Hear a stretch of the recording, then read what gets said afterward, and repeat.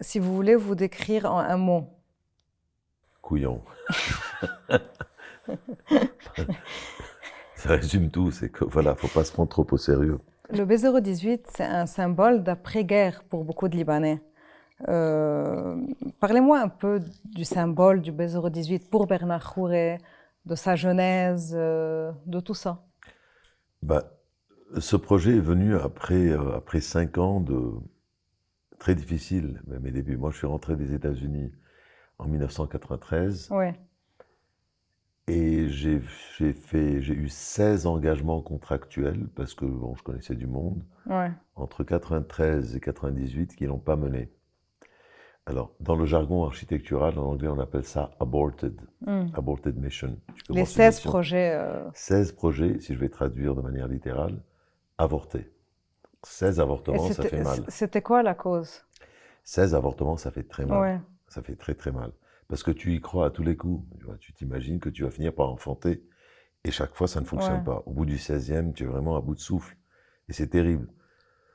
Surtout que bon, à cet âge-là, bon, j'étais encore relativement jeune, on est à tous les coups, on y va avec beaucoup de passion, avec beaucoup d'intérêt, on y croit, et puis à tous les coups, j'étais forcément un peu beaucoup à contre-courant. C'est-à-dire, il faut comprendre qu'au début des années 90, il y avait une sorte...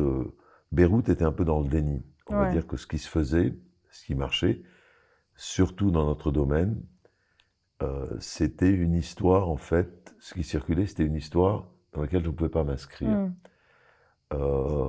C'était cette histoire très simplificatrice de ce qui s'était passé.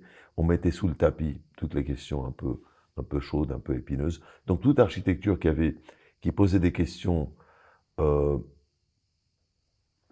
les réponses n'étaient pas évidentes et qui traitait d'un passé relativement proche et problématique était disqualifiée.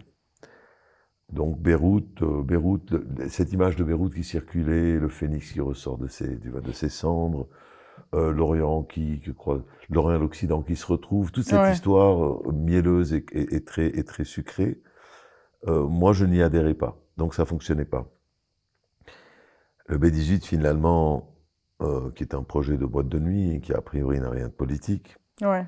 parce que la politique, enfin les projets politiques entre guillemets, les projets que l'histoire retient, c'est des projets d'habitude institutionnels. Bon, en sortant de l'école,